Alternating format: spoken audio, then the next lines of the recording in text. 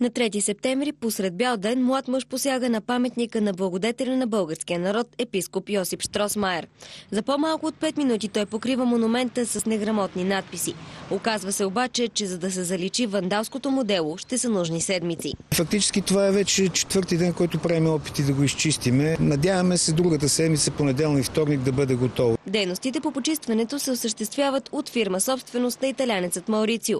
Любовта му към паметниците и историята го кара да се вземе с задачата безвъзмездно. Тук има сега на момента перманентен маркер, който по принцип не се мака.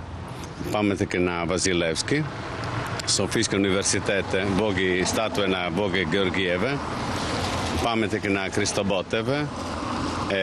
Това е правено без пари. Защо? Е правено защото аз обичам паметник.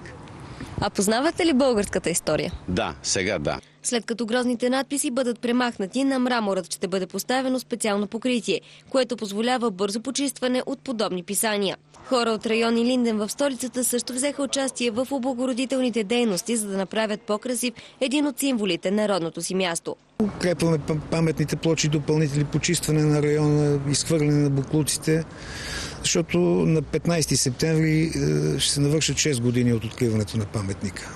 Какво ви накара да помогнете за укрепването на паметника? На тази улица, зад вас, съм роден, израснал. Това е моя град, моята улица, моя квартал и нашия паметник. Този паметник е един от символите не само на нашия квартал, но и на целия район Илинден. И всички са много дълбоко възмутени. Никой не е очаквал подобна вандалщина да стане тук. Епископът 1861 година издава сборника български народни песни на братя Миладинови и смятам, че кощунствено е това, което стана. Ако не беше Щросмайер, сборника на братя Миладинови щеше да бъде издаден на руски език. Мислите ли, че българите знаят достатъчно за Щросмайер и неговото дело? Фактът, че един таксиметров шофьор ме попита дали това не е улицата кръстена на героя от болница на края на града от близкото минало, който се казва Йосип Щросмайер, значи означава, че ние не знаем за нашата история достатъчно. Полицията все още търси мъжът поругал монумента на епископ Щросмайер. Въпреки че минувачи са видели вандалския акт, никой не е направил опит да спре младежа и това за пореден път доказва липсата на уважение на българския народ към историята и паметниците ни.